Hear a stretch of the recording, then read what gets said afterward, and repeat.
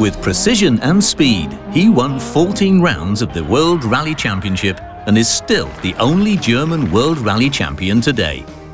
Walter Röhrl, born in Regensburg, also known as the Tall One, won 2 FIA Drivers' World Championships and 1 European Championship between 1973 and 1987. But much more important to him were the 4 overall victories in his Monte Carlo Rally, which he won between 1980 and 1984 with 4 different brands.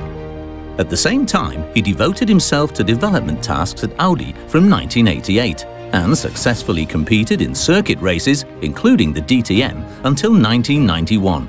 Since 1993, Walter Röhrl has been a test driver and valued representative of Porsche, the brand with which he's occasionally competed as a private driver in rally events since 1970. In recent years, he's taken part in historic motor racing competitions. And here's the connection to our second guest, who was also able to win over the rally legend while riding shotgun. Peter Göbel. By quoting to the second from the so-called prayer book an exact description of the route, he lays the foundation for rally victories.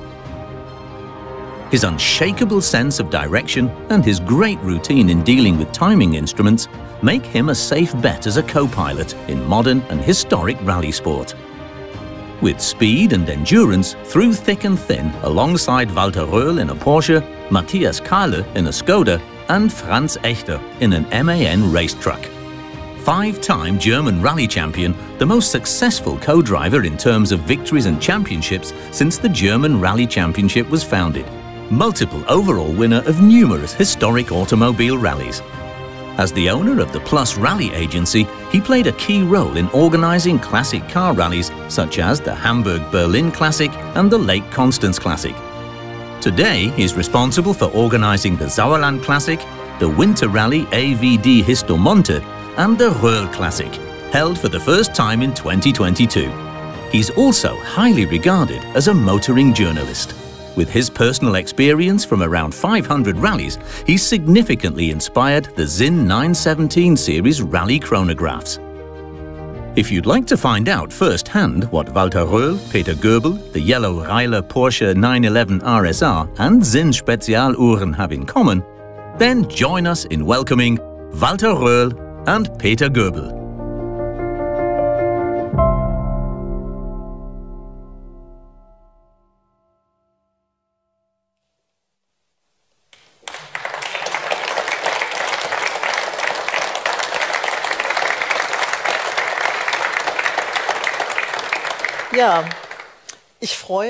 Yes, I'm delighted and honored to welcome you here today for the Sinn Zeitgespräch at our headquarters in Frankfurt am Main.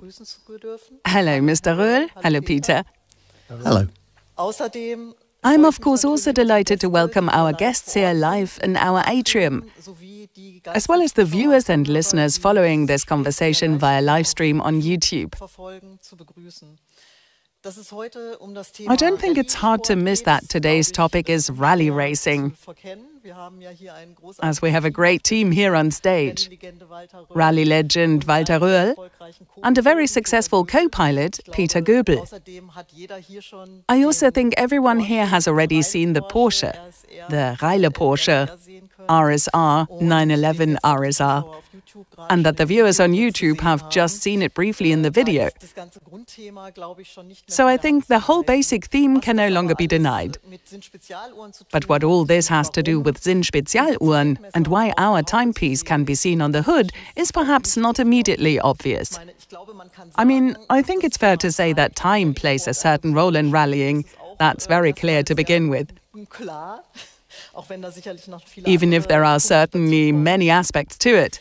But our paths crossed a few years ago, Peter. We met in 2008 as part of the first Hamburg-Berlin Classic, I think it was. Yes. As sports director, you were instrumental in shaping the event.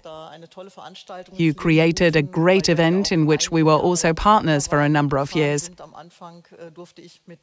At the beginning, I was allowed to drive the rally with Mr. Schmidt, And I have to say, it was the first regularity trial that we drove back then. We went into it very unprepared and quickly became a bit desperate. When we were confronted with all the tasks and the symmetry, the evaluation trials. Working with watches was not as easy as we had imagined at the beginning. I don't know how many of you in the audience have ever been to a rally like this and know what it looks like. I have now brought along the Sauerland Classic road book.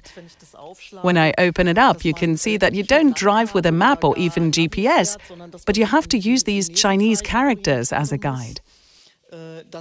That's the co-pilot's job. And when you then get to what are called the evaluation trials, I'll hold one up, which is still a very simple one, a divided one actually. And if you're starting in the hourglass class and try with 2 watches to gauge these drive times correctly, and maybe the co-pilot has to count down to the driver with the first watch, then the second trial, change the watch, looks at it. And the second part looks back at the watch that was started at the beginning and somehow has to find the time again to get the countdown right for crossing the finish line. Then you can get really messed up.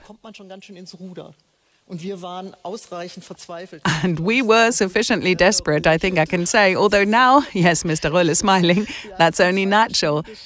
Yes, those are 2 different things. That's true, of course, and we'll get to that in a moment. So we were completely overwhelmed, I think you could say that. We came to you in despair after the trials on that first day and said, okay, our performance could be improved, but the watches could also be optimized a little, and so we were very happy that you worked with us, accompanied us in developing the successor models to the 956, the 917 model series. And that's always something that really sets us apart here at Sinn Spezialuhren, that we collaborate with people who use the watches in practice, whether professionally or as a hobby, to incorporate this practical experience and learn what is really needed, because theory and practice are often very far apart. That was, of course, very nice. But how it came about that the 917 ended up on the hood of this, I think you could say, legendary vehicle, and why it is such a special Porsche, perhaps you can tell us a little about that, Peter. Yeah, that was actually relatively easy because I was in contact with you in 2008. In 2009, a Spanish rally organizer asked if there was any possibility of us driving in Spain. They knew that I knew Walter well, and when I asked Walter and he said that the car happened to be in Schorndorf, less than 10 kilometers away from us, well, then I tried to organize and make it all look nice. And what belongs to the rally but time? So I asked you if you'd like to accompany us on this rally in some way, and suddenly this watch appeared on the hood of the Porsche. Quite simple, actually. Yep. Amazing, yes. But it's also a very special vehicle now. Yes, so not only is it one of the greatest Porsches I've ever driven in, it's basically what we didn't know at the time, of course, the last winning car in which we both won together. And last but not least, it's actually the last winning car that Walter drove in an international rally. He didn't drive much at some point. But it's the car that we won with for the last time. And nobody could have guessed that, but that after 14 years it's actually there, identical in construction, with all the stickers, and it's not a replica. It came from the rally. Of course, they drove it a bit and repainted it a bit, but this is the original car with the original stickers. Wonderful, yes. Then we've explained now how it came about. But that raises another question for me. How did you get into rallying in the first place? I read, Mr. Röhrl, that a motivated friend discovered you while on a skiing vacation, I think. But I didn't quite understand how that was all connected. How did it come about? Yeah, he tried to persuade me to go on a rally with him. And yes, of course, if it doesn't cost anything, of course I'll do it. I've always been a big car fan because I grew up in a family. My brother was 11 years older than me. He already drove a Porsche. And when I was little, as a 10-year-old, my parents always said, take the little one with you.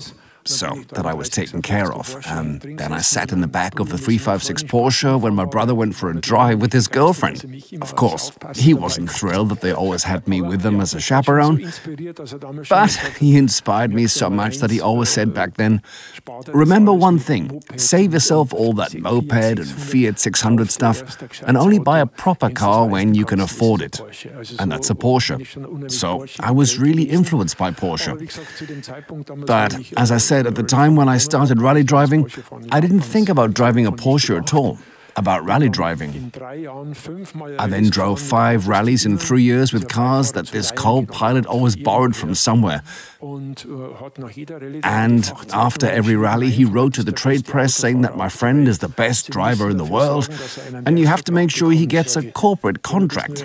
Then I say, if he's just told me that, then my face has already turned red from pure shame.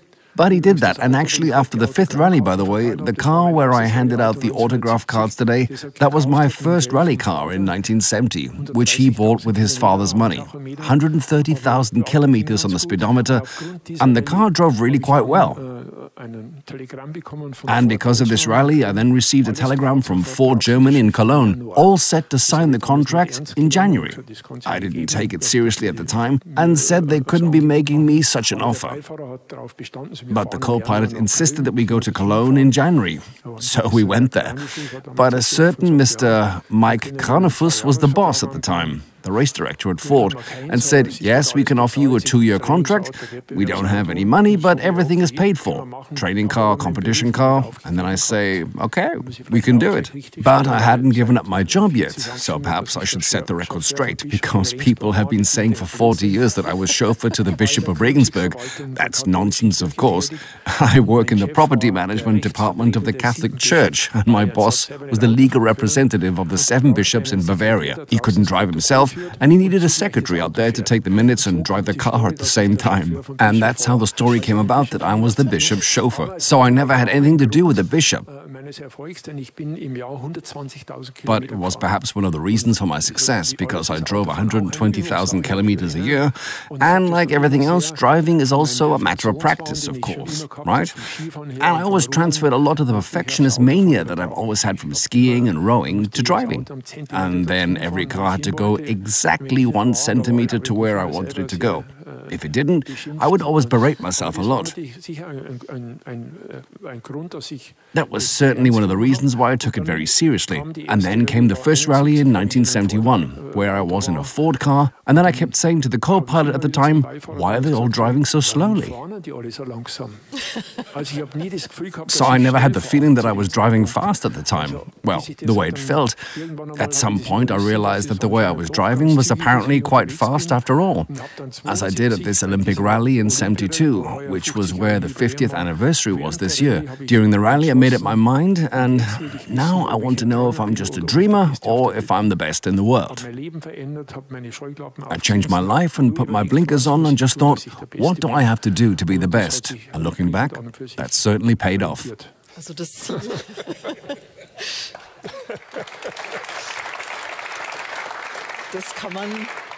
So that I think it's fair to say that you have successfully demonstrated this. But as I said, you have to imagine how a person gets to something like that.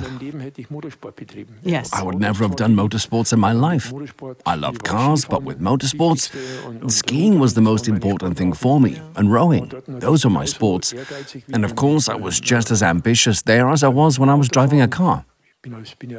I'm from Regensburg. As a lowland Tyrolean, I passed the 4th best state ski instructor exam in Germany at the time. I was immediately on the German teaching team, where the 20 best ski instructors are. And then I started rally driving at the age of 24. And then I said it's either one thing or the other, and I chose driving over skiing. And that was the right decision after all. I think so too. Yes, it's very exciting to see how a career begins and what you actually thought yourself at the time, or that you didn't think that at all. Yeah, especially nowadays when you know who does motorsport. The driver has been investing 100,000 euros a year since the little boy was 6 years old, so that he can drive a go-kart, and then it goes into Formula 4, where it already costs 200,000 euros a year. I've never spent 1,000 Deutschmarks in motorsport in my life. So, you have to imagine. Fantastic. Yeah, simply persuasive by skill, I would say. Peter, you started your career as a tax clerk, is that right? Yeah, yes, it really is. So I think my tax return always seems to me to be quite like a rally, so yes. But that is a starting point that you wouldn't expect. How did that happen? Yeah, when you really don't know what to do after school, then everyone said you have to do something that has a future, and that's the tax profession. Yes. So I learned that first, but creativity there was very limited, and at some point I didn't feel like doing it anymore. Then I briefly started studying business administration again, and suddenly got an offer from Auto, Motor and Sport to do a traineeship there, and then basically did my second apprenticeship as a journalist. But at the same time, I was always a rally fan. My father took us to rallies, the only ranger I know who's a motorsport enthusiast, and he always took us with him. The four of us slept in one car. And then when I was 18, I drove to my first rally myself, and I think that was the next to last rally that Walter drove in Germany. I said to my buddy, and now I'm inviting Walter Röhrl for coffee. For coffee? For coffee, and then he said, "You're nuts." So at an autograph session, just like we're at now? Basically, it was a real rally, so it was ongoing and the rally went on for 2 days, and of course I was scared to death to get anywhere near it. But then I thought, now I'm going to do it. I was already on my way back to the car when I said, now I'm going back there. So I said, "Hello, Mr. Röhrl, my name is Peter Göbel. I'd like to invite you for coffee," and he said, "If there's a cake, I'll come." You just have to have the right arguments. I was very lucky that 2 weeks later, I knew that he was near our house in the area. There was a bike tour for children with cancer. It was called Tour Piper. And Walter was the patron, and I said, "You're nearby anyway, and I'd like to pick you up." So, of course, I waited in the autograph queue. I was the last one, so he said, "Oh, you're the one with the cake." And I said, "Yes, exactly. I'm at the hotel. Will you pick me up there?" In the meantime, the porter threw us out because he said, "What does the 18-year-old want here in this hotel?" Then I said we were here to pick up Mr. Röhrl. Threw you out. Yeah, that's quite right. And in the end, I took him with me and we actually had coffee and cake, which my mother also ate. But of course, no one believed that he would really come. But there was obviously still a little bit left over. Yeah, there was a piece left and I couldn't let them know. There weren't any cell phones in 1987. At some point, we rang the bell and we were standing in front of the door. Indeed. Yes, and then there was the first rally. Well, not at all. So I continued to drive to watch a lot, and well, somehow the friendship remained. When he drove a rally in Germany, we went there, and one thing led to another, and at some point the phone rang in January '92. And so he said, "Hey, I have the opportunity to drive the Bavaria Rally Historic." At the time, it was a round of the European Rally Championship with historic cars, basically like the car. "Would you like to be my co-pilot?" Well, what was there to think about? I just had to see how I could get a license quickly, and he knew that I could read maps or something because I was already doing orienteering back then. So, in May '92, I entered the first rally of my life with start number 1 with the world champion. Wow. You can imagine how relaxing that was. That's another step after all, isn't it? Dreaming about extending an invitation like that, which you might not actually believe could come true. What was it like to actually be the co-pilot in this rally? Was it difficult? Yeah, that was particularly difficult because, but I have to say there's hardly anyone I appreciate more than Walter. But when we drove off the stage, off the launch pad, he looked at me and said, "By the way, I expect you to do a perfect job, just so you know." Oh, let's build up the pressure a bit right off the bat. "You'll be in the mood in a minute." And on the second trial, I learned how to write it down and we wrote from bottom to top. That makes sense. And on the second trial, I started from top to bottom. So, and then Walter says, "By the way, you started at the top, we'll start at the bottom. We're now in a left 3+ curve at a speed." So how did he realise that the curve I read out would come at some point? And then I looked for the left 3+, kept reading, and he said to the target. So by the way, 1 mistake, yes, 2, no. So, and then there were no more, luckily. All right. But I can already imagine that your pulse. Oh yeah, that was Just a bit. That was a difficult start. What was nice, it has to be said, was that starting number 2 was an Italian, and the Italian drove with Fabrizia Pons, who was Michel Mouton's co-pilot at the time, who was driving with Walter at the time. And she stands in front of me, looks at my overall and says, "Peter Göbel, I've never heard of him." Then I say, "This is my first rally." "Oh, your first rally with Walter?" I say, "No, in my life." And then she went to Walter and said, "Is that right?" And then Walter said, "That's good, by the way. Teach him how to do this." So then I had the runner-up world champion as my trainer and the world champion as my driver. It couldn't get any better, could it? It doesn't get any better than this for the first time. It was a crash course. Yes, I think so too. But you also have to keep your nerve. You have to say that too, because I think it's extremely tense when you have to perform in such a situation at the very first rally and have to deliver somehow. Yes, I read a lot of books. I knew roughly what Walter was like, but this, you can't imagine it live. An example, we were waiting in front of a special valuation trial. It was warm and we had 2 flies in the car. I don't even know if he still knows this. And Walter stopped, jumped out of the car and said, "Get the flies out of the car. I'm not getting back in before then." I didn't even know. Mr. Röhrl is probably more used to mosquitoes on the side window. Yeah, really, I totally understood that afterwards. I got the flies out, then he got in. He says, "That's when you're so focused that you're disturbed when something like that happens in front of you." So, but at that moment, you're sitting in there for the first time and the participants who came by asked, "Did you have a fight?" I said, "No, we had flies in the car." But I think that that your rally sport is strenuous, requires maximum concentration, and is something completely different from what we had as an introductory topic, the vintage car rallies. I think that is quite clear to anyone who knows the pictures. Mr. Röhrl, you have brought us a fantastic film that illustrates a little bit of what it really means to drive the rallies you have driven, and we're now allowed to show and play it here. And I would clearly say that we should just take a look at it. Then we will all be caught up in the topic that Mr. Röhrl and Mr. Göbel are actually talking about here. And yes, I think we'll just have a look. Let us be surprised. Genius at the wheel. 2-time rally world champion.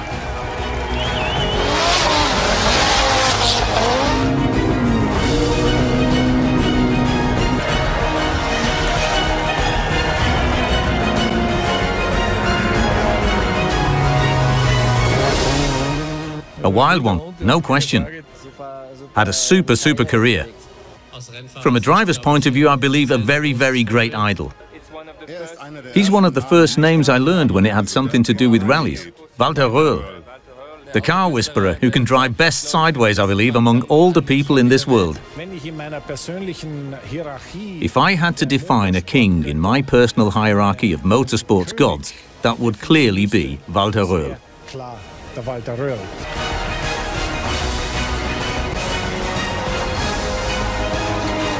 The best rally driver of all times.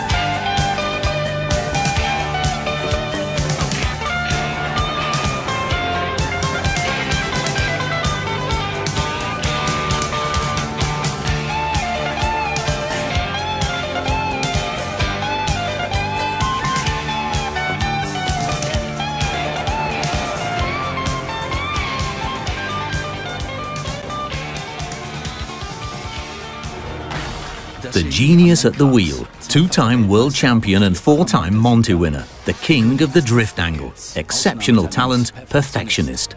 Röhrl, the driving artist, and Röhrl, the best rally driver of all time. A life on the edge, often a knife's edge. But Röhrl is also a man of character, headstrong, undiplomatic, restless. Despite fame and success, he's down to earth, straightforward and honest. He's remained true to himself over the years.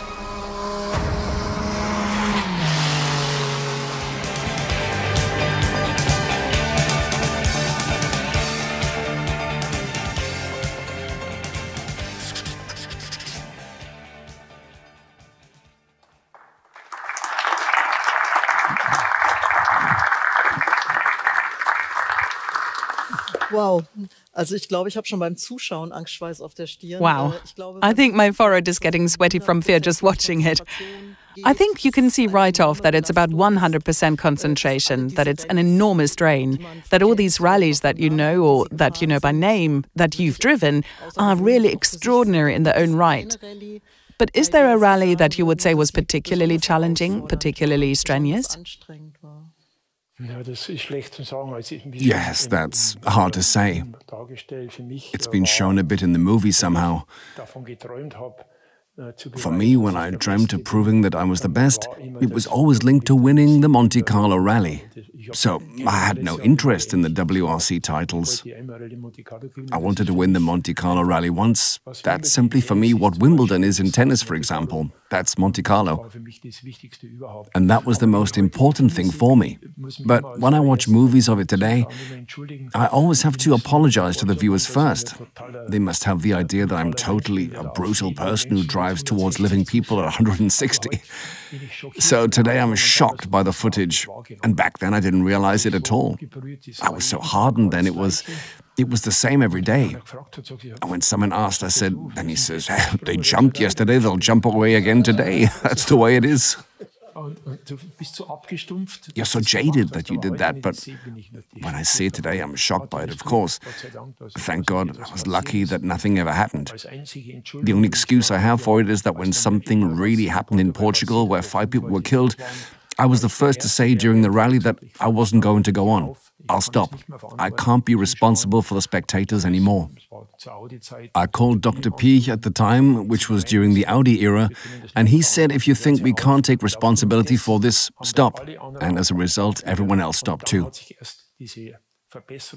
And only then did this improvement come about, so that it's no longer like this today. Because it was simply no longer acceptable with the Group B cars, which were of course so incredibly fast that the spectators could no longer judge.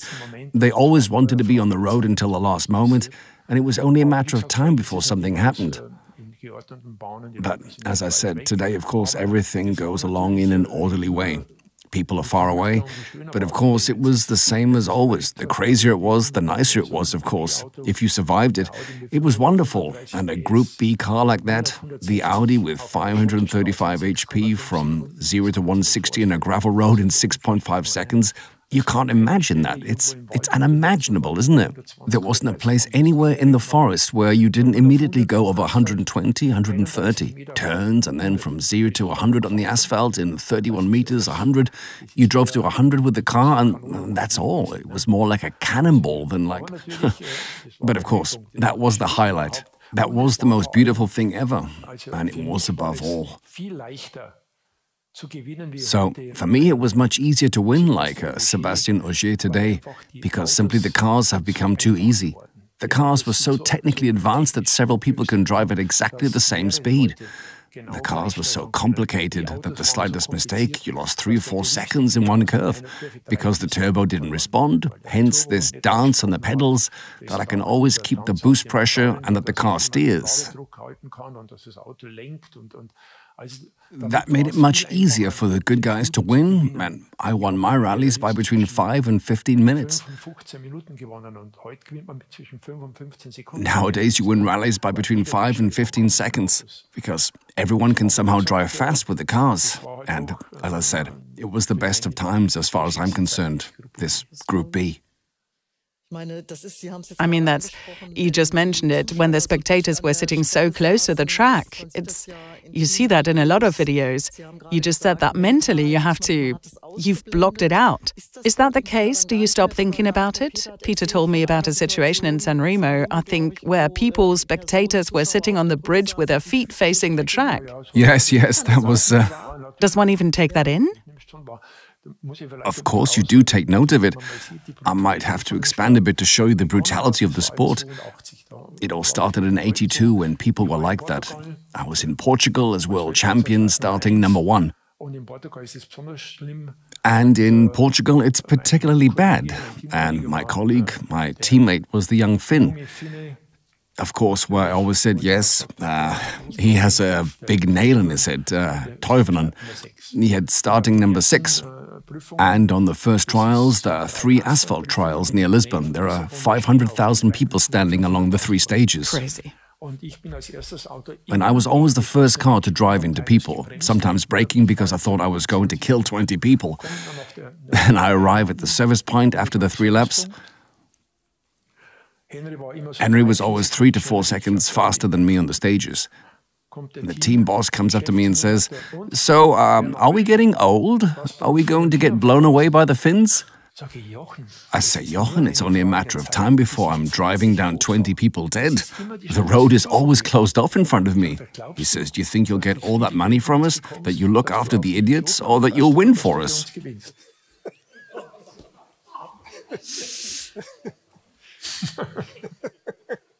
That's harsh. That's really harsh. That's pro sports. Yes, it's a question of perspective, then probably, truly. Peter, was there a rally in your career that you would say was particularly strenuous?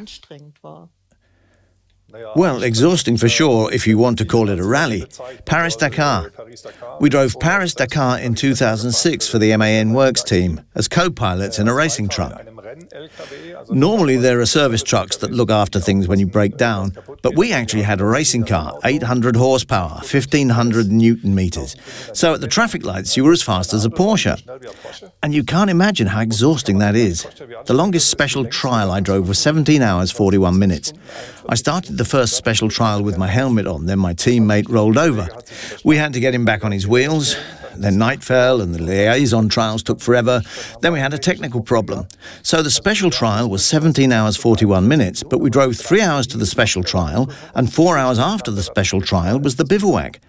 Then you don't feel like it anymore. So that was the moment when I called home and said, "I hope this truck dies soon so that I can go home." But everything stayed intact. We actually finished 8th. But it's so exhausting when you're there. As I said, camel grass. Then the road book says drive 50 kilometers of camel grass, and all you see are tufts of grass. You think, well, just tufts of grass, but they're like concrete. Okay. And you're sitting in your car, someone is hitting you in the face left and right the whole time. That's what it feels like, and it just doesn't stop. And you see in the road book that it's going to take another 50 kilometers like this. Can you see anything at all? Because I think At some point we had these bucket seats back then, when it really does it like bam, bam, bam. It hits you 3 times against the seat. Then you have to look again where the stars are, and then it's okay again. But at some point something just snaps so hard that you start laughing. So we had a co-pilot, a driver, a mechanic with us. There were 3 of us, and at some point you snap. So when we got to the finish line, we said that if the marshal at the finish line, if he's unfriendly, we'll just get out and punch him in the face, just because he's there, because you're so exhausted. The bad thing is, I knew 17 hours 41 minutes, disqualified after 18 hours, and if we hadn't managed that, there's a huge emergency team there and you just can't help it, because we had to help our colleague for 3 hours. And then you get to the time control 19 minutes before the end of the shift, and you know you've got 3 hours left. That's no fun. But it was also fun in the end anyway. If you look at the pictures, it was great, like Group B maybe. in hindsight, it is always... In hindsight, it was funny. But that's a good keyword. What's it like when you see the pictures? We've just seen and heard from you that it's all very exhausting, very stressful. As a driver and with your co-pilot, you have to be damn well coordinated. You have to work together perfectly. Everyone makes mistakes from time to time. Does the mood always stay good in the vehicle, or does it sometimes get really harsh, Mr. Röhrl? Well, I have to say in my career, of course, I've had the privilege of, with one exception, I've always had absolute experts in the car. That started with Peter, my first co-pilot. Jochen Berger was certainly the top co-pilot in the world in his day. Then with Christian Geisdörfer. So it was with us. I never really had any arguments with anyone. I had a bit of a row with Christian once. Now at the very end in '87 at the Safari Rally, for me Africa is a no-go. I always fought tooth and nail, but at some point you have to fulfill your contract, and Christian really wanted to win the Safari. And I said I would drive so slowly that I wouldn't even have to stick my foot out on schedule for the car throughout the 5,000 kilometers. So I drove correspondingly slow, and we only came in second. Christian was furious because he really wanted to win. That was the only time when there was a bit of a row. But otherwise, never. You can't do the sport if your co-pilot is a business partner. It has to be a close friend of yours. Otherwise, you can't stand it. Like Monte Carlo, the longest trial is 40 hours. Oh, wow. You sit in the car for 40 hours non-stop in a very confined space under extreme nervous tension. If there's any little thing... I told the one co-pilot where I once had the wrong one, I only drove 3 rallies with him. He did them every minute. I said, if you do that again, I'll kick you out of the car. That's how you get upset from the tension you've been under for so long. So you have to understand each other blindly. I can believe it. I can't understand it at all from the co-pilot's point of view. He has to rely on me. I have the feeling that I have a steering wheel in my hand, that I can do something. But he's mine. He's completely... He sits in there and waits to see whether the idiot drives into the tree or not. So you have to get over that, right? But as I said, I was lucky that I got on so well with my co-pilots, especially with Christian Geisdörfer, who is a completely different person from me, who is bon vivant, who is an elegant guy. I'm a farmer. I want to drive and have my peace and quiet. Christian wants to enjoy it live, but that worked in the car. I said, you can do what you want. In the car, if you make a mistake, the second one you make, you get out. Amen. Period. That worked. Well, a clear pronouncement. You can't get away with much anymore. You are known, Mr. Röhrl, as a very disciplined and also very rule-abiding driver who takes this very seriously and also treats all traffic rules and everything very respectfully. Despite this, you often read about, let me say, flimsy police checks, which then I believe there was once a situation in France where you were almost sent to prison. Yes, indeed. When did that happen? We were in the training car, and of course there are a lot of rally fans in France.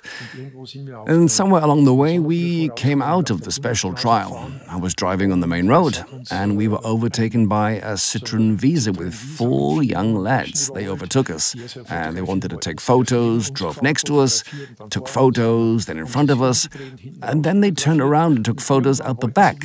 And at some point, they wanted me to drive in front of them again, so they drove very slowly until they were at 20 kilometers an hour. But that was at a point where there was a solid line, and as they were going 20, I just drove right behind them, and because I didn't want to follow behind, and a police car was coming towards us, and they stopped us. They said I'd overtaken along a solid line. I told them what it was like. He wanted a fine. I said, there's nothing to it, I won't pay a thing. And they took us to the station, which was 15 kilometers away. Then I said, no chance of paying? There's no chance, I'm not paying, I didn't do anything. The guys saw what happened. They wanted me to stop and drive past, there was no oncoming traffic, nothing, so I don't see the point.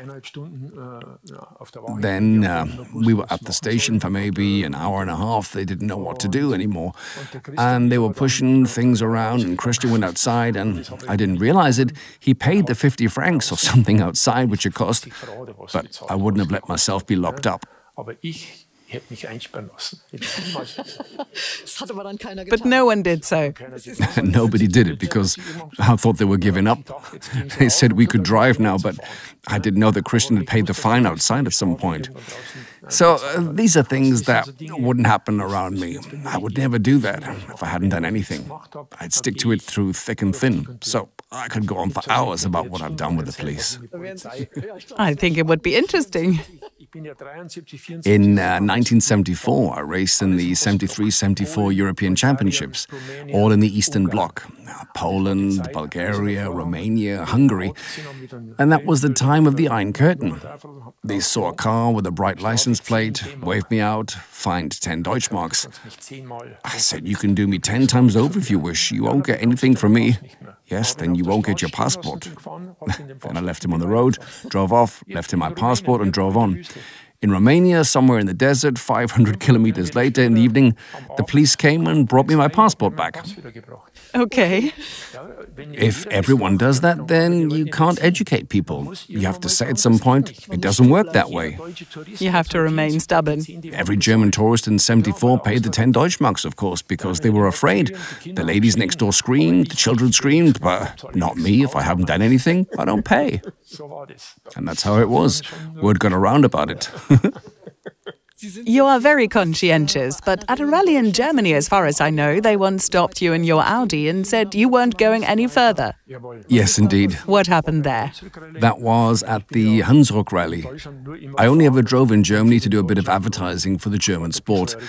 And then I was told to drive the Hunsrück Rally.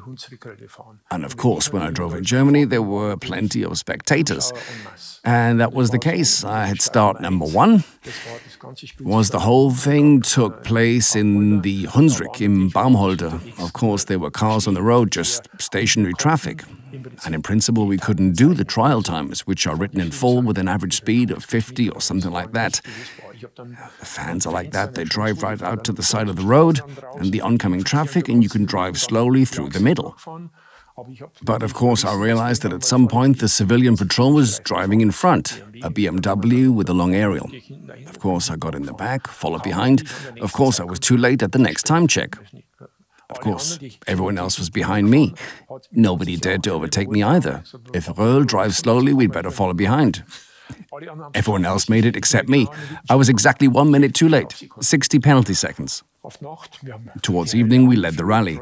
But I still say, firstly, I want the minute to come out, and secondly, I want the trial times to be extended tomorrow, because otherwise I'll be on the front page of the Bild newspaper on Monday morning, Röhrl races in public transport. And if that doesn't happen tomorrow morning, I'm going home. Nobody believed that, of course, except those who knew me. I came in the morning, then I said, Christian, is the minute out? Yes, that's what they want. That's what they want. Is it out? No. I said, thanks, turned around, took my overalls off and drove home. Job done. Okay. That's the only way. 1 or 2 people were probably surprised after all. Yes, of course, but it doesn't do a thing. You have to... You just have to. If I'd been driving and were on the front page, I don't want to know. I would have told Mr. Pich, I don't want to know what you would have said if I were on the front page. Röhrl races around in public transport in a rally car. Yes, absolutely correct. And then I said to myself, I can't do this, I'm going to quit. So these are things you just have to get through. Of course, there were enough people who didn't understand that, who then wrote stupid comments. But in the meantime, I've got through life quite well, with a straight-ahead approach. Driven well right on through it all, so to speak. Yes, and I also say what I think and stand my ground. You have to. You can't swallow everything. At some point, you have to make sure that people around you learn and not say, yes, I'll just do it. I won't say anything. I say that too. I have this discussion with my wife all the time. She says, what are you getting upset about? You can't change it. I say, yes, if nobody says anything, it will never change. I have to say that, and then we're back to politics again. Nobody dares to say anything. That's true. But I think the rally was also the key a bit to your friendship, wasn't it? Yes, it was this rally where I invited him for coffee, and it was lucky that I went on the first day because it simply wouldn't have worked on the second day. And you just have to say, with this invitation, my life took a turn from being a tax consultant into a career in motorsport at some point. Exactly. So it's pure luck. Crazy.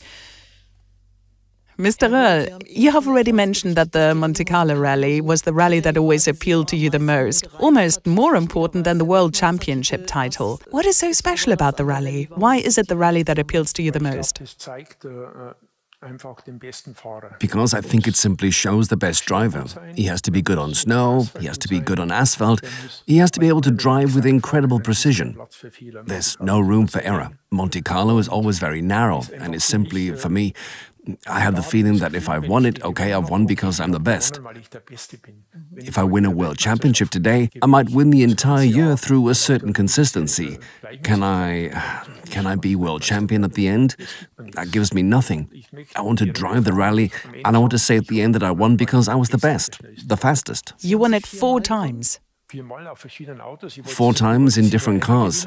I only wanted to win it once. That was my goal in life. And then I also wanted to stop back in the year 1980, which was, of course, completely incomprehensible to those around me, including my co-pilot.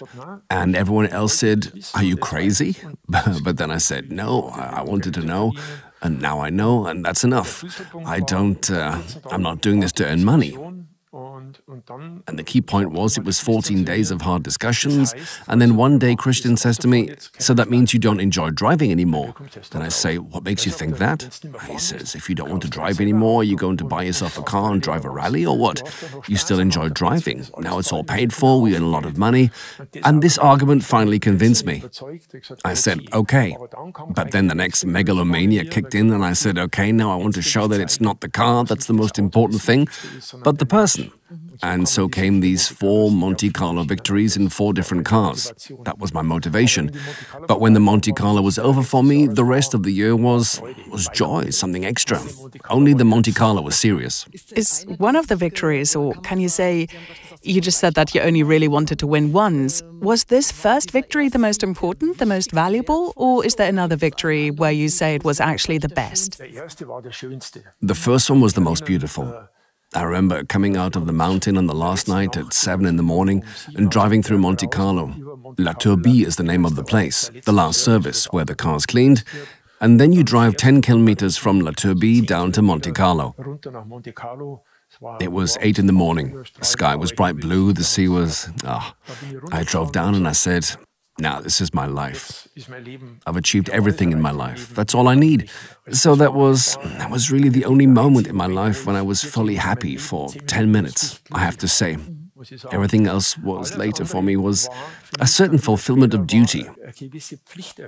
I was expected to win. If I won, I was happy for 5 minutes and then it was over. But if I dropped out and something happened, I was unresponsive for 14 days. I've never been able to get rid of that, and that's just the way it is. And even today, I'm not one of these people who thinks about these things at all. I think about it, of course, because I have to tell them from time to time. But when I'm alone, I've never had the thought, "Great, you've won the Monte Carlo 4 times." I don't even think about it anymore. That time is over. Okay. I'm more concerned with what I'm still doing today. But as I said, Monte Carlo is simply the epitome for me. Whether that's right or not, I don't really care. So it gave me what I feel was the most important thing in my life. And in terms of value, the last victory with Audi was certainly the most difficult ever for me. I sat in an all-wheel drive car for the first time in 1984. I'd only driven rear-wheel drive cars in my life. And back then, 4-wheel drive was still a car that drove differently to rear-wheel drive. It was similar to a front-wheel drive, which liked to drive straight ahead and then steer into the bend. And I had 3 teammates, Michel Mouton, Hannu Mikkola and Blomqvist, who of course had been driving Audi for 3 years. And they really let me run up the pace at the start, deliberately sending me off on the wrong tires on the first trials. And so after 2 trials, I was already 2.5 minutes behind the field. 2 trials out of 47. And of course you have times, especially after the second trial. I was 1 minute 28 seconds slower than Blomqvist, my teammate. And that was a long liaison trial, 120 kilometers from the Maritime Alps over to the Ardèche. I was just thinking about suicide during it. But I was lucky that when I got there, one of my best friends was at the service point, a psychiatrist, the head of the psychiatry department at Erlangen University Hospital. Yes. He was with me every year, with me 10 days during training in Monte Carlo, and he was also a spectator, and was on this second trial where I was 1 minute 28 slower while watching, and then drove the shortest route to the next Audi service point, and after the first 15 cars. But we are 120 kilometers, and we're already there, and when I get there, totally down, and I get out of the car, and he comes up to me and says, "You're the greatest." I say, "But you've forgotten one more word. I was 1 minute 28 slower than Stig." He says, "Walter, from the place I was standing, people were lying in each other's arms. You were driving so much faster than everyone else." "Yes, but how is that possible? Where were you standing?" He said, "I was standing at the top of Col du Port at the pass, and it was a 48-kilometer trial with snow, and it was raining, and the snow turned to mud, and we were all at the service point," they said. "The 3 cars were driving on the narrow Swedish spikes. All 3 cars were jacked up. The tires were put on. I had started number 1, and as I was away, they put the right tires on. And if he didn't say that to me, I said it could only have been the tires, because my narrow tires were perfectly there, on the pass at an altitude of 2,000 meters, hard snow cover. And then I went to the mechanic because I knew him. I had been out training with a mechanic, and he was the only one I knew well. I was new to the team. I grabbed him by the tie. "Hans, if you lie to me, I'll kill you. Something's not right." He says, "Yes, when you're gone, the others will put the right tires on, and you have to go through that one. That's also professional sports." Yes, indeed. A company invests 20 million, and then they send me out with the wrong tires. The reason was that I ruined the whole championship for them in '83 and '82 with Opel and Lancia, and they wanted to take revenge on me. That was late revenge, yes. Yeah, if I don't figure it out, I'll kill myself on the 3rd test. Because I say it must be much faster. In the 3rd trial, we all had the same tires. I was a minute faster than the others. It was that close. But I think with the change, if I know that correctly, to the all-wheel drive vehicles, the braking and accelerating will also be different? Yes, back then you had to brake with your left foot to make the car steer.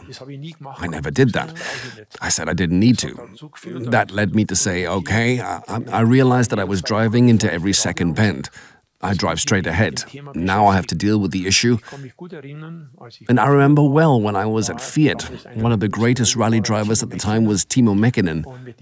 And I once drove a rally with him in Canada. He said, "You have to remember one thing. If you ever learn left foot braking, it costs 3 cars. Oh, Lord. He was right. I needed 3 cars for the Monte Carlo Rally '84. Nuts. But then, just in time, a week before the rally, yes, my switch was flipped, and I knew how to do it. You could see that briefly in the video. It's really impressive. So I think we all need a few more cars. And so, of course, that was the biggest success for me in the end. First of all, being so far back at the start and in the car for the first time, and against the absolute top 3 people in the world who know the car. That was pretty good, so I have to say that. It's madness. I mean, it's already a great pleasure for me to have you here on stage with all these great stories that you can tell. You've had an incredible number of encounters with so many people in your life. Is there an encounter, an experience in this whole rally circus where you say that was something very special? That was a great unexpected meeting with someone.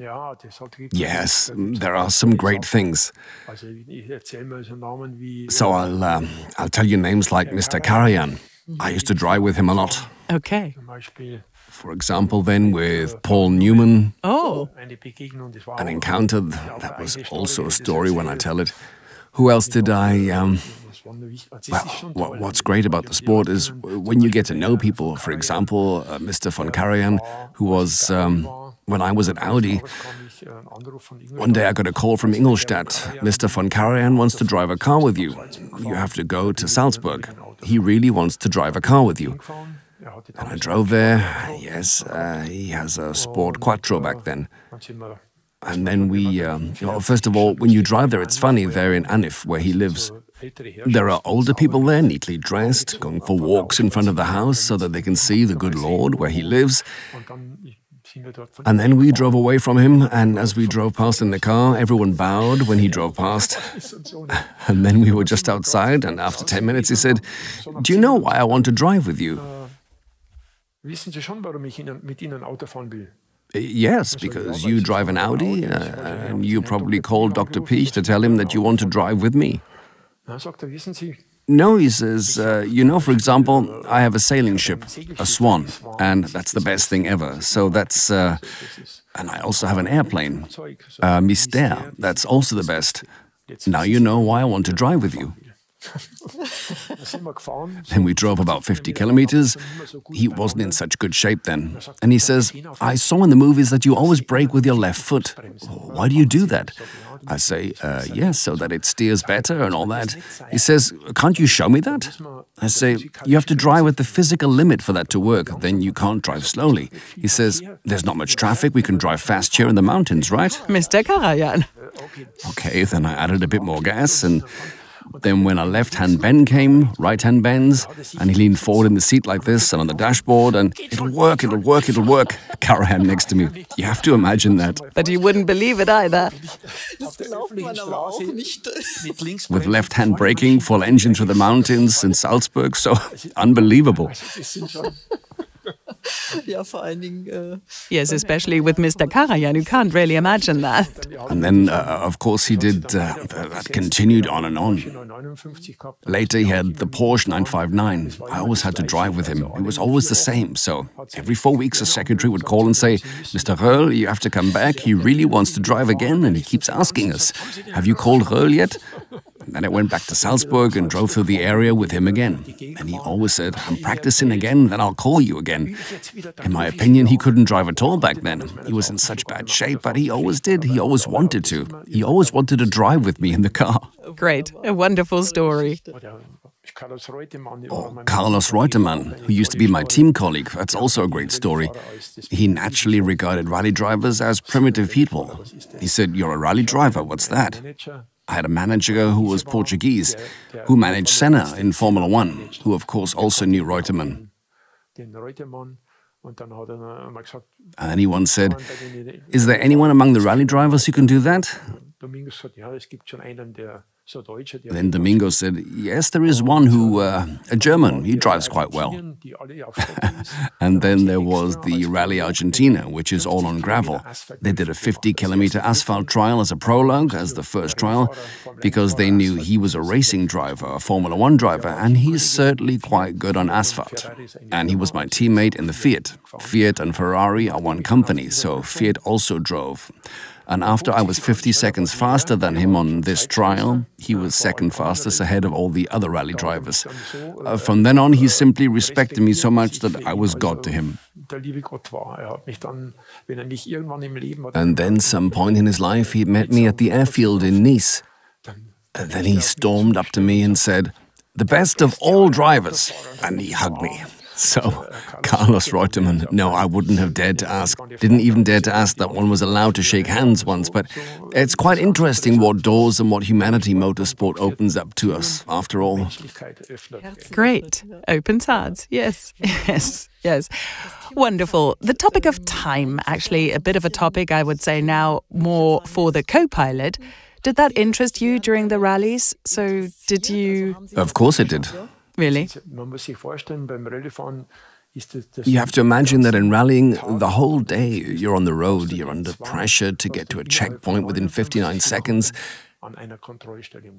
That's not necessarily the right competition, but even if you're late there, the rally is lost because you're always under pressure to be on time for the connecting trials. Then the car is being worked on somewhere and you're under stress again to get there. And that's why, of course, time is important in terms of being at the right place at the right time. And of course, being the fastest on the special trial. Time is the decisive factor. That's the benchmark. And that's also the good thing about this sport. I would go crazy if I was a figure skater or a ski jumper where I'm dependent on the judgment of people. That can never be fair.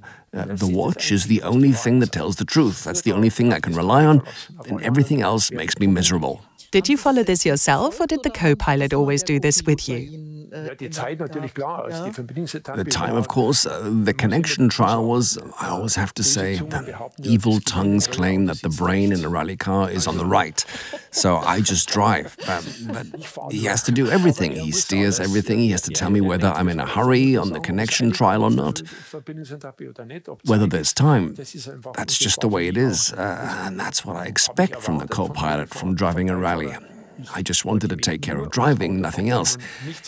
He had to steer me, guide me, and say, when do I have to be where? That's why time is, of course, crucial to the sport. There's nothing else. And time for myself, and also for those who might come up to the clocks. I've noticed that all racing drivers or rally drivers have some kind of urge for a mechanical watch. Because it just goes together. It's the car and the mechanical watch. And it's also a work of art that is judged or admired. And that's why I don't think I know any colleagues who have fewer than 20 watches at home.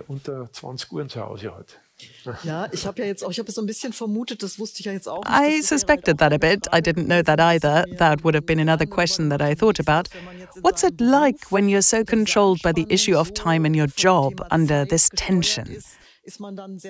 Are you very happy to take your watch off immediately when you're out and about on your own? But now I see wonderful timepieces on both of your wrists, without having coordinated between yourselves. You have the 7:17 today, Peter. Why don't you tell us about it? This is not the watch that you developed together with us. What do you like about the watch? Why are you wearing a watch at all now and not saying, I don't have time in my cockpit right now, I don't have work to do, I want to do all this now? Because you kind of do that automatically as a co-pilot, meaning even when this started and the clock was counting down, you always look at it because during the special trial or the rally, a time check being there on the minute, leaving from the lunch break at the last minute, and at some point you got into the habit and then drove to the rally. I always had two watches because if something happens and one goes off, you have another one on the other side, and that's just the way it is. Of course, I'm used to my vintage car rallies and stopping on the consistency test. Even on the highway, I always look and measure on the blue markings, clack, whether my speedometer is exactly right. Occupational illness? Because I can measure that. I press the stopwatch for 1 kilometre, and then I know whether my speedometer goes 5 kilometres too fast or too slow, which somehow remains. Occupational illness. But not a bad one. No, I wouldn't want to put an end to it at all. That's my problem too, so I can't do anything. With me, every activity is measured. So when I'm at home in the morning, it's about an hour and a half of cycling, and a lap I know every day. Yesterday I was 4 seconds slower, today I'm 7 seconds faster. Like in winter ski touring, there is no mountain where I don't know. 30 years ago I went 1 hour 27 and 20 seconds. Today I walked 1 hour 31 minutes. I'm totally unhappy, 4 minutes slower. That can't happen. At some point, you have to pay tribute to your age. And I can't do anything. Everything I do, whether I'm cycling, when I go somewhere, I know every time. What my time was yesterday and what my time was today. On your wrist, the ZM10. I always need a stopwatch. A stopwatch. Especially very important. So there are other beautiful watches, but I have to be able to stop the time. That's very important. What do you like most about the watch? Simply that I also have a second time zone, because I've been abroad a lot. Then I don't have to reset my watch. That's very important. Then I know, now I look at the little red hand, that's important. And what I just like, of course, is that I'm a very bad sleeper. I can't sleep for more than 3 hours at a time. Okay. And then, when I'm awake, I need to be able to read the watch. Otherwise, I have to turn on the light. And then you're wide awake. And it has to be with one eye. It has to do, okay, it's only 5 to 2. Peter, as far as I know, you retired from active rallying in 2012, is that right? Yeah. have also had a very successful career. Today you organize vintage car rallies. Were you able to learn anything from your experiences? I assume that you were able to take a few things along with you that can be found there. Well, actually everything. These vintage car rallies are not really about anything. It's fun. We drive to show people beautiful areas, beautiful landscapes. But of course the stress of organizing, always keeping an eye on the time, coordinating as a team and so on, that has always been a lot of fun for me. And if you can do that under stress, then you can definitely do it at a vintage car rally under semi-stress. That's true. And of course it helped me a lot that I also knew the other side, not just the organisational side, but those who sat at the time control. I was suddenly the one who had organised the time controls and knew what the participants needed and how to prepare it so that they could do something with it. Yes. That helped, of course. Well, I can only say that these vintage car rallies, like the ones you organize, are, I think, one of the best team-building events I can imagine. Because once you've taken part and been in the car as a driver and passenger, of course you get annoyed a lot. But you also develop a lot of understanding, comfort each other when things go badly, get upset together, and are locked in such a tight driving space for quite a while. It's a lot of fun, but it's also stressful when of course you want to be good, but positive stress, and yes, I think you can get quite close to each other and see how you can... And the other way around too. Yes. Yes, so if I were to drive a regularity control rally with my wife, the safest thing to do would be to get divorced after 50 years. So let this be a warning to us all. So it only works well with colleagues. We've already experienced a lot at rallies. Yes, that's true. And sometimes you actually look into vehicles and see very tense faces. But I have to say, and that perhaps also speaks for the team and not least for Mr. Schmidt, my boss, well, we've survived it together. He hasn't fired me. Well, I've seen a lot of road books fly out of the windows, and it's always like that when the rally's just started and 2 trials are over and you lean into the driver and say, "And how's it going?" Ask my co-pilot, then you know. They had the wrong watches. The co-pilot is always to blame. They simply had the wrong watches. Were there any moments when you would have liked to outwit time? Well, let's put it this way. I learned a lot from Walter, how to take care of everything, and in the Rally Legend we actually drove together once and had a Martini racing overall on. Oh yes. And something technical broke down in our car, and the Italian team that looked after the car tried to fix it in no time at all, but I already knew that time was running out. There's no chance we'll get out of the break on time, so then we had a quick look at each other. I said I'd give it a try and went to the time control, and at this Rally Legend, which was basically a rally for the former Rally Pros, was starting number... Behind us was Marco Alain, and he was driving a Lancia Rally 037, advertising Martini Racing. And then I thought, wait a minute, that could be it. He had to clock in exactly 1 minute later, and then that's how it is at this rally. You're basically allowed to drive into the checkpoint 1 minute before, then you wait until the time runs out, and so on. And then I went to Marku. I say, watch out, Marku, you drive in 1 minute before. With my Martini Racing overall, nobody realised that Walter wasn't even there with the car yet. And I say, and to the co-pilot, Ika Kivimeki, and I said, and you stay nice and far away so that nobody sees that there are 3 co-pilots. Suddenly there are 2 co-pilots. And then Marku drove in. I put down the boarding pass and the 2 girls entered the time, even though our car was still upstairs being serviced, and then I disappeared. At some point, Ika arrived, drove out, and we laughed heartily. And we were on time. All we had to do was drive past the time check when our car was in one piece, let's put it that way. But we didn't realise what had happened, and we didn't get a time penalty. It was a trick. Of course, it's nice when you pull off something like that. I can imagine that it would be fun. Your paths are currently crossing again, Peter. The Röhrl Classic, the first Röhrl Classic took place last year, so a rally of its own, so to speak. How is that? How was that? So first of all, the rally doesn't exist because I think I'm so important. But I was asked if they could use my name, and then I just said, yes, okay. If Peter does the organization, then you may do so. Because I knew it would be a 100% perfect event. I thought somewhere along the line that it would be a one-off event because it was the anniversary of Porsche, 111 years.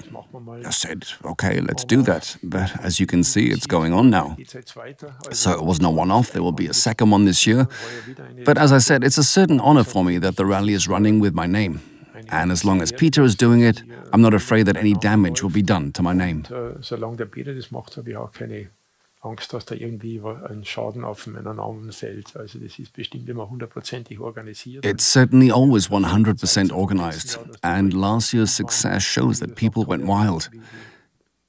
As I said, this year, the way the rally was advertised, people have been named in no time at all. So that speaks for Peter again. That's just, everyone wants to drive a sensible, well-organized rally. We were also there as a partner with the watches, and I have to say, with the whole team from Delius Klasing Verlag, Peter of course too, we've already been through many events together, so to speak, and that was a really nice event. I think at whatever point you were then, it was fun. How was it from your point of view? Yeah, so let's put it this way, that you go back to the fact that I drove my first rally with Walter and that I'm now organising the first Walter Röhrl Classic for Walter. Of course, that couldn't be better, especially since back then we drove the first rally with a Porsche, and now we're doing a rally just for Porsche. So that wasn't any nicer. And when you see now, when you organise, the first rally took place in Mecklenburg-Vorpommern. Now we've gone down to Bavaria. It starts in Rothenburg ob der Tauber, and it doesn't matter where you go. How's Walter coming? So we asked for a lunch break, and I said, yes, we would like to come with vintage cars, and the host said, yes, are you with the Row 80 NSU on the road? I said, no, we're driving a 140 Porsche. There's nothing better than a Row 80. I say, let me finish. I say, we're coming with a 140 Porsche, and Röhrl has starting number 1. You can come. I say, now take a look at your calendar. I don't need to look. When the good Lord comes, everything else will be thrown out. And then we went there and visited him, and then I said, it was good that you had the day off. No, we don't have time off. We have a wedding. We cancelled it. We said that if Röhrl comes, you'll have to come later. And they'd had another child, which is good if it's a bit older when they come to us. That's probably how he sold it. It's a lot of fun. If it's lived in such a way that the theme, and there will probably be a special trial in the small town of Brunn, which is a place known for its national rally. So if they really step on the gas, then there'll be 1,000 spectators in this village of 40 houses. And the guy who lives there works for me in the team, and he said to them, can we get Walter to come one day? So, and now we started to advertise, so we're expecting 2,000 to 4,000 spectators in this village, because the companies already have free billboards, posters, radio bambag. Everyone's going crazy because Walter is coming, and that's just fun. That you can see that he has such a good standing shows that he's done a lot of things right in his life. And we're definitely looking forward to being there again. But you also have your own little big anniversary at the rally, you have to say. Does Mr. Röhrl actually know that? I don't know that at all. So with the Röhrl Classic, I wrote the 40,600-kilometre round-the-world road book myself. Yes, nuts. And driving down a route grows about 12 times. So if I drive 700 kilometres for a rally like this, I have to drive about 10,000 kilometres to check out the routes, etc. For the first rallies, I drove a lot more, just drove again, checked again, drove another 72 hours in the advanced vehicle. But as far as the road book's concerned, I've been around the world once this year. It's really crazy because I've just shown you very briefly that when you look at a road book like this, you can see that there's a lot of work going on when you're driving. And every milk jug is really listed in Peter's road books with Chinese characters. And we often asked ourselves on the routes how this can actually work. These things have to be so up to date and so meticulously planned. It always impressed us immensely. And a huge amount of work goes into it. And when I hear figures like that... 8,652 pages. Yes, it's really incredible. Because it's like, I have a little bit of an obsession with my statistics, but I've registered everything, which road book... I have two gentlemen on stage here who can keep numbers in their heads, so I'm very grateful for that, because that's not my thing at all. Wonderful. Yes, so we're coming to the end of our conversation. It's been a great pleasure. Many, many thanks for the many impressive, exciting and funny stories. It was great having you here. We now have the opportunity to answer questions from the audience, or even if there were questions in the chat, our colleagues have been following them. I don't know, are there any questions in the audience? Does someone have anything that has always been on your mind?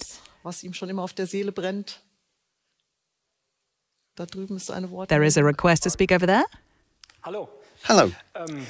Mr. Röhrl, you once said that it was never about being the fastest. It was about driving a perfect race.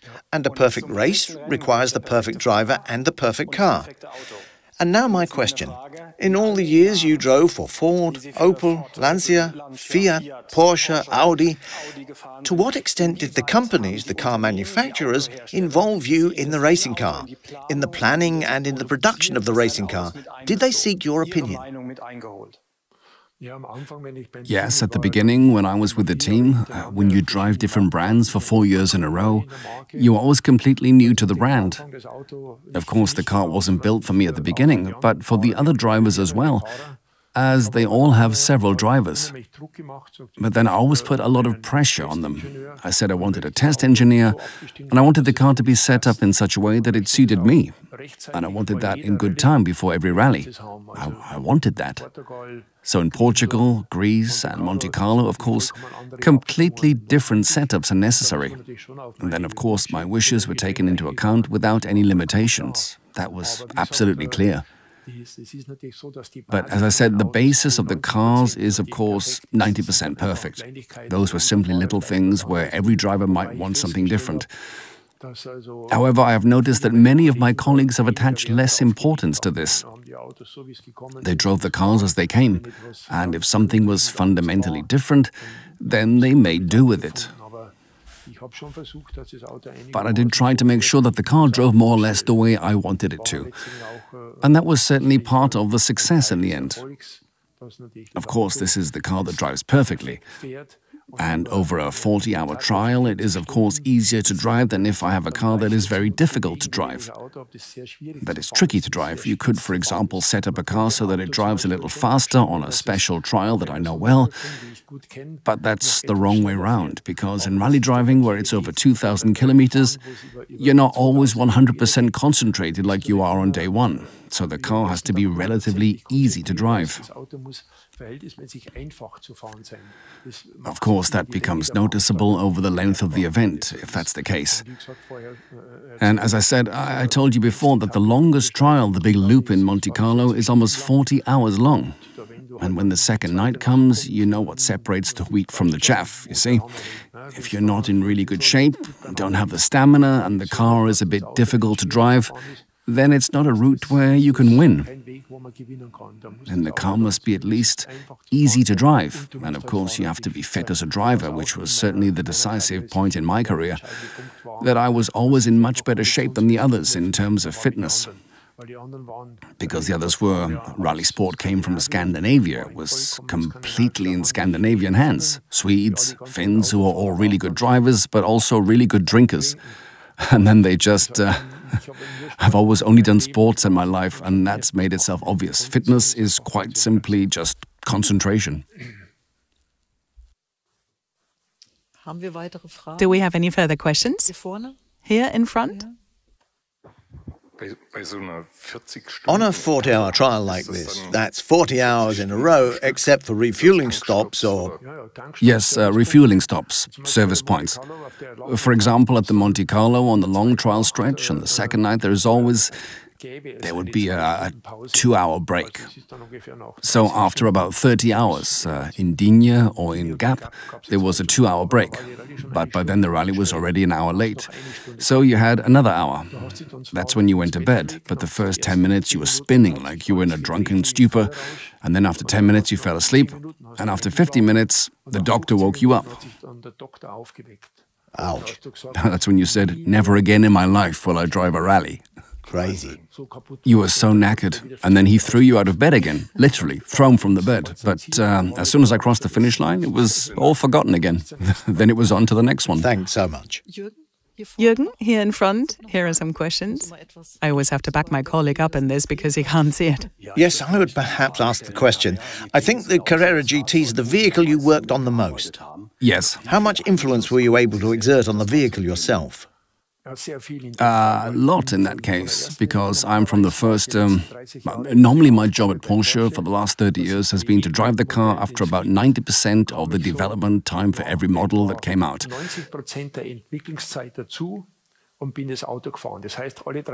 That means every 3 months I drove a Cayenne, a Boxster, Cayman, and said whether I liked it, but always assessing the dynamics, driving fast.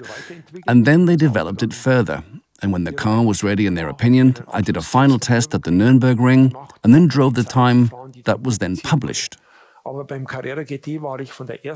with the Carrera GT, I was involved from the very first minute. I drove the first few months, and then I also intervened quite forcefully. Because the problem was that Porsche wanted to place a new team of engineers. The old famous names, Kussmaul, Singer, they said that they were gradually retiring. Now they needed young people. Now we had to bring in young people, and they were in charge of developing the Carrera GT.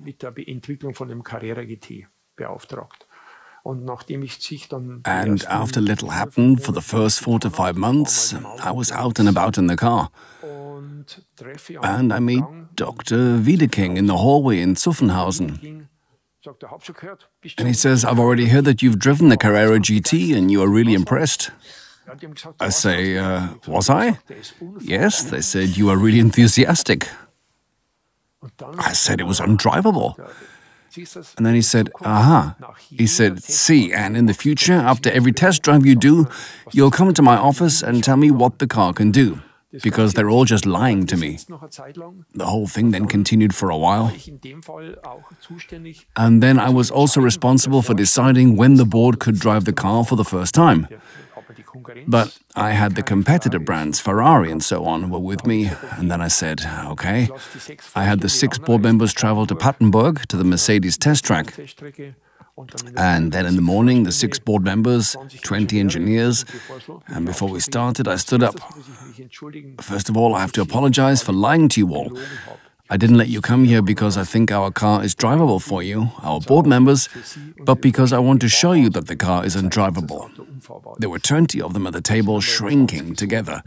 And then I said, if the development team doesn't change, I never want you to use the name Röhrl and Carrera GT together again. In front of the assembled team. Of course, there was an atmosphere you can imagine. In the evening, Wiedeking flew home and called Kussmaul. "From Monday, Kussmaul, you be project manager for the Carrera GT. Make sure you get the car running with Röhrl." And then the old engineers came, and that was certainly the case. No one else would have dared to do that. I said, either I do what I want or I'll just go. I won't do that. And then, for example, that was 2002, I got a letter from Wiedeking at Christmas thanking me. So no one else would have dared to do that. I saved Porsche from a lot of damage.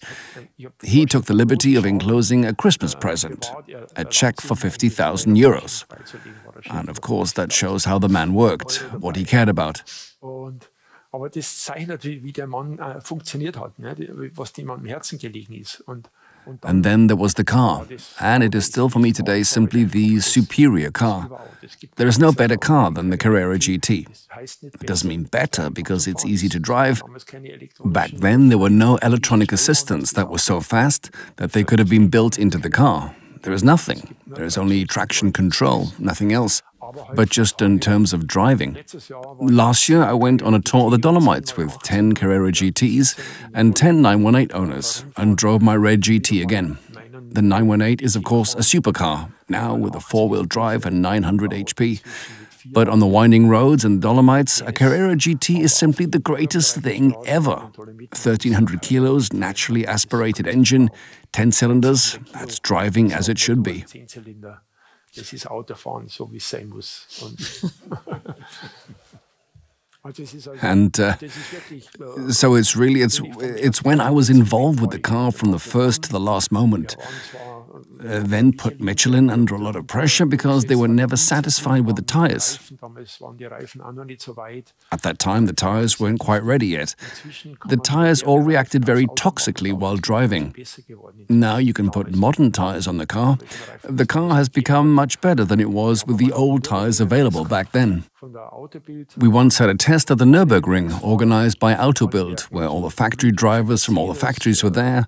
So Klaus Ludwig from Mercedes, Leopold Prinz von Bayern for BMW, then the Dane who won Le Mans 8 times. What's his name? Christensen. Christensen for Audi and me for Porsche. And everyone had to drive every car. their top car. And everyone was allowed to get in, drive one lap to get used to it, the second on time, then one lap out.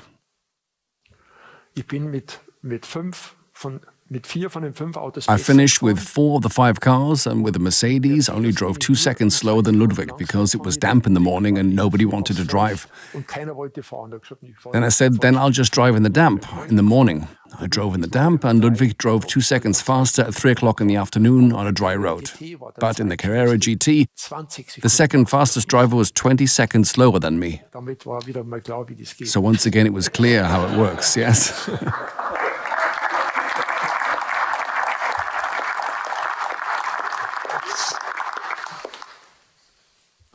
Frank, maybe a question from the chat? Yes, exactly. So there's a lot of positive feedback in the chat about the interesting discussions taking place this evening. And the first question I'd like to ask from the chat is also a bit about fitness. Mr. Röhrl, you had already mentioned that one of the advantages for you was that you were particularly fit. A spectator asks Mr. Röhrl, you are also an extremely good racing cyclist. Some Tour de France pros have already shivered next to you. Which trial stretch would you have liked to have ridden in?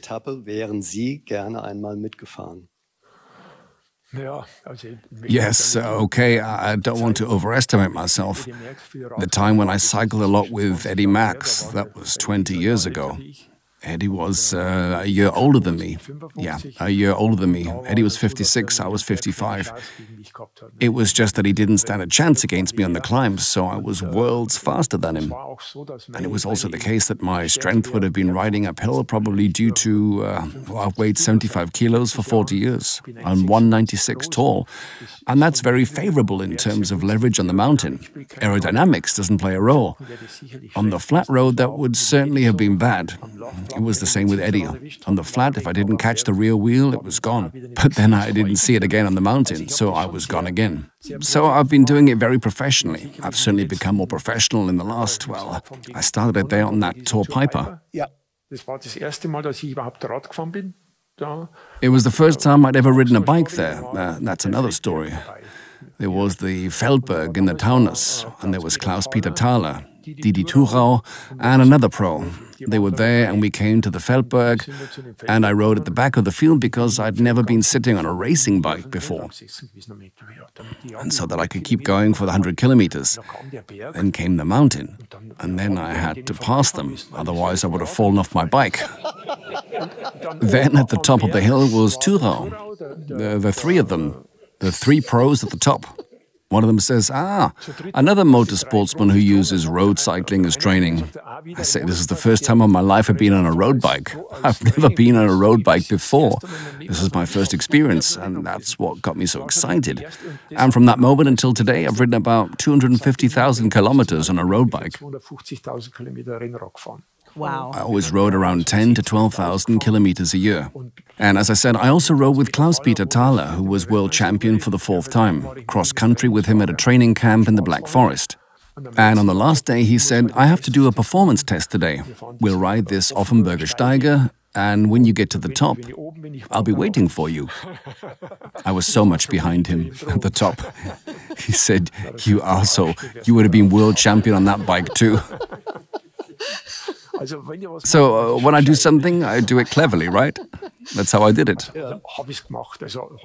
Nowadays, when I see a mountain, I get heart palpitations because I know I have to work hard to get up it.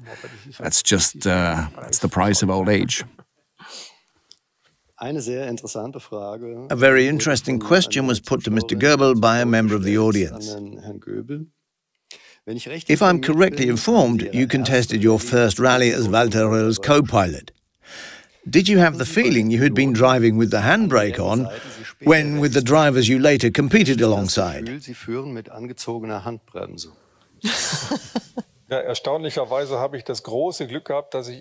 Surprisingly, I've been very lucky that I've somehow only had good drivers. So I started with Walter, and then I drove a bit in the vintage European Championship, and then looked for a way into the modern German Rally Championship, because there was no intersection. They either drove vintage rallies or they drove modern ones. And then I got to know Klaus-Joachim Kleint. And through Joachim Kleint, I came across a German rally cross champion, Jan Becker, from Hamburg at the time, and he wanted to get into the German Rally Championship, so he was looking for co-pilots. And then he said, yes, who do I have to take? He asked around a bit in Hamburg, and they said, well, there's one guy who's driven a lot of rallies, and there's another guy who hasn't driven that many, but he's driven with Walter. Then he said, then I'll drive with the one who drove with Walter. And then I was suddenly driving with the German rallycross champion in the German Championship. We immediately finished fourth in the first round, but we never had the top material, and then I met Matthias Kahler at the German Championship, who was already German champion at the time, and we got on well in the bar in the evening, and somehow it was clear that if Matthias' co-pilot stopped at some point, then I'd be his successor. And suddenly I was sitting next to him and I drove the first rally with him. Basically, I was driving second-class cars in the German Championship with Jan Becker, the German Rallycross champion, and the German Championship. And my first run with Matthias Kahler, the very first, was the World Championship in Greece, Matthias Kahler World Rally Car. There were 3 jumps, and when we had special trials, we drove off. I can still remember during training it was called shakedown. There was a triple right-hand bend. It was extremely difficult to read. And then at the end of the right-hand bend, there was a stone, and I thought, oh, bam. We drove over the stone, and he said, what's wrong? The car must be able to do that. I said, are you totally nuts? How do you drive these cars? He says, well, you better watch out here in Greece. It was basically like that all day because Walter knows those are the worst road conditions. And I've just been lucky that I've only ever driven on good roads.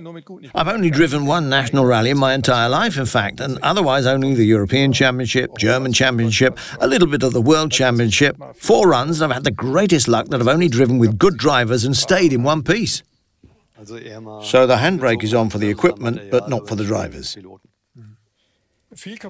We didn't do much damage. Well, there was once a serious accident on the vintage sports side where we crashed into one of those embankments.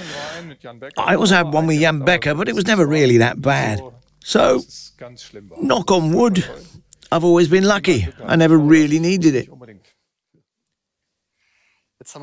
Now we have another question for Mr. Röhrl, which I believe comes from a rally expert.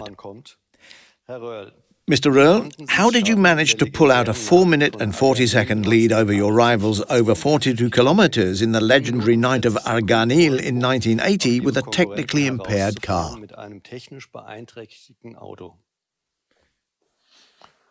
Yes, I haven't driven fast very often in my life, ironically. Well, it was a one-off exception. I can drive fast. I could only drive fast when I was kind of pissed off. In that case, I was pissed off. I was leading the rally from the start and my teammate was second. And at some point he had a noise in the car and drove the service people crazy and were like, you have to drive towards us. I've got a noise in the car. I don't know if I can get to the service point. And they drove off, and it was on this mountain road in Portugal, which was parked full on the left and right by spectators. It was only 1 lane free in the middle. And I come around a right-hand bend, my own service car comes towards me. I can already see stationary wheels, and it hits me head-on. Front radiator is broken, the right wheel standing like this. Also, in short, they provisionally fixed up the car in 20 minutes, put the wheel back in a reasonable position with the cord, and then came this fog trial. That was the next trial. And of course I was furious. There's a movie where I say I could kill him, the Alain. He brings unrest to the team. And we were standing at the start of the trial, and I didn't say Christian, I said, Geisdorfer, fasten your seatbelt. Now I'm going to drive one down so that they all hand in their licenses. I was 4 minutes 40 faster than the second, and then the entire world elite was within 30 seconds. So you have to be motivated. Then it works. In this case, that was probably the motivation that came from anger, wasn't it? Out of anger. But of course, the crucial thing was my eidetic memory. It was fog. You couldn't see 10 meters. I knew there was fog every year, so we prepared accordingly. Prayer book, road book, so not when it went 200 meters straight ahead, written 200, but 50, tree right, 40, stone left. So everything you could see within 5 meters was in the road book, and it was certainly there. And that's where the good co-pilot first shows himself, right? It's also the case at the Monte Carlo. They say what is a good co-pilot? He has to be able to read the prayer book, the road book, properly. But in the Monte Carlo, in addition to what we wrote down beforehand, there are also the ice notes. So a friend drives over the stage 3 hours before me and writes snow, ice, slippery, water. Then the co-pilot still has to read it out. So that's something that a normal person, not at all, if he saw that, he would say that's not possible. And that's where opinions differ. And on a fog stage like this, rallying is a team sport. There are always 2 people in the car, and it just has to fit. That's why it's always important to have the best sitting next to you. If you want to be the best, you have to have the best in the passenger seat too. When I hear it like that, you can compare it to a ski racer who's skiing down the slope and along the route with his or her eyes closed, so to speak. That might even come from me. When you slalom, you walk the 50 gates up and down and then try to know, I have to approach the 3rd gate from behind and so on. And maybe that comes from the time, my skiing time, that I simply had an eidetic memory. And that was also, maybe it's unfair, there are perhaps much better drivers than I, but I just had more in my head. And if you drive a car today with 550 HP and you think you can drive fast according to the co-pilot's instructions, if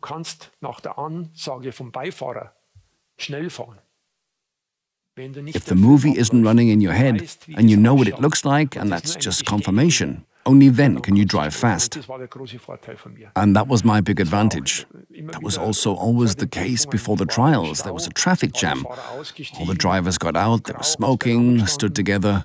Röhrl was sitting in the car, pulled out the co-pilot's prayer book, had a prayer book, 70 medium right plus, 80 over crest left full. That's where the sandpit is, 40 right. That's the turf on the inside.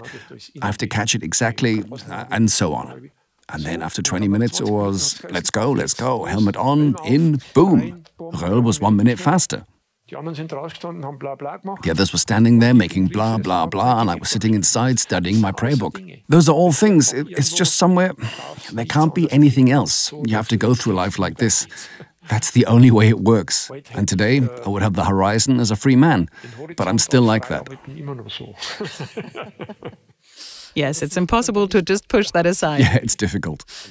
At this point, I would be interested to know that in training, the conditions may be completely different. That means the speed at which you drive a special stage in training may be much longer, much shorter. And yet you somehow manage to synchronize this movie in such a way that it then runs as smoothly for you again in the hot rally. The decisive factor is, above all, that you have to drive slowly over the trial and have to decide how fast the curve goes. So when the accident happens, it's written down. It happens that the driver makes a wrong assessment in the bend. That was the great art, judging how fast it will go afterwards when driving slowly. So I don't know if my eidetic memory helped me much. But I didn't do this prayer book writing so scientifically. When I often hear today what they interpret in a prayer book, that if the radius, at 70-degree radius, I have medium left, that didn't interest me at all. The way I saw it was the way I wrote it down. I drove with the same prayer book in 1987, where I wrote it in 1973. But I was driving a car with 150 HP. And in 87, I drove a car with 550 horsepower. I still used the same prayer book, still the same. So those were already, I had an idea of what a mid-right plus was. What it was, it goes full throttle in 3rd gear. Out of it. Amen, that's it. And when he read that aloud, of course, I also had the idea, that's exactly where, when I came out, I see a little fir tree on the left. So I had such aids. And that, I think, was also a very important point. And I was also... Again, 82 San Remo Rally last night, first trial, 55 kilometers away from San Remo, the lap to San Romolo.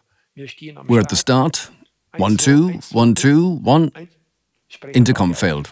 I rode the 55 kilometers on site, 25 seconds ahead, best time.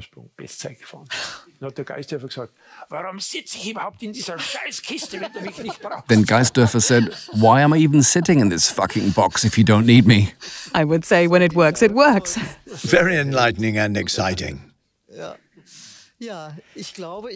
Yes, I think I need to take a look at the clock. Do we still have a question here in the audience? Would that be the last one? I'd love to hear the anecdote about how he met Paul Newman. Well, I stopped rallying in '87. I wanted to stop completely, and the Audi people asked me if I would perhaps develop the racing cars. So I developed this Trans Am car for '88, and Stucki, Hans-Joachim Stuck, and Hurley Haywood drove in America. And then when there were races where Stuck didn't want to drive, Grammer got sick, then Röhrl had to drive. Then I just came to America, somewhere. I don't even remember the racetrack. And I raced there for the first time. Qualifying, the sole best time. I'm sitting in the bus at Audi. An Austrian, some big guy comes up and says, "Listen, Pauli wants to talk to you." Who is Pauli? Paul Newman. Well, he wants to speak to me. He says, "Yes, you should come and see him in the camper van." I think to myself, I wonder what this is about. Then I went through the paddock with him, and there was Paul Newman's camper van. We go in there.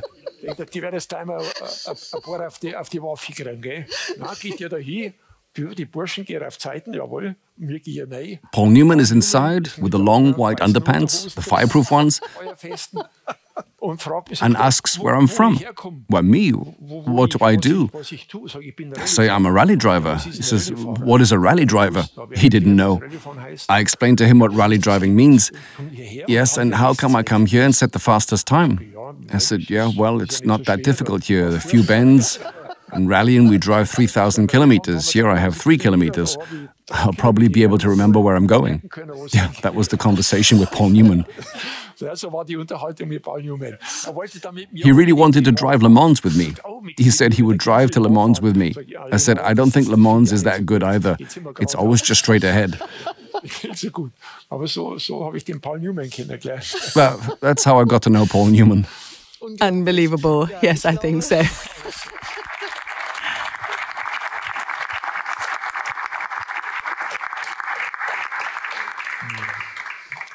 I don't think you want to stop, but I think we all have many, many more questions, and we could sit here all night now.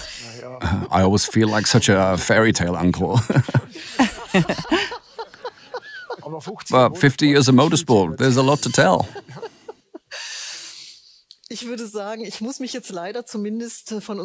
I'm afraid I have to say goodbye now, at least to our guests who are taking part in the live stream. Many thanks to all those who were there and listened and unfortunately couldn't all be here with us live. I would also like to take this opportunity to thank Walter Röhrl and Peter Göbel once again for making the effort to visit us here and talk to us a little about your passion and your sport. And as I said at the beginning, this is of course a special honor and a great pleasure for us because, yes, you wear the watches. You also enjoy the subject of time, in addition to the fact that it is something that determines your profession, and it is simply a great pleasure to have such customers. So thank you for being here, and we'll be having a nice evening here now. And thank you. Thank you.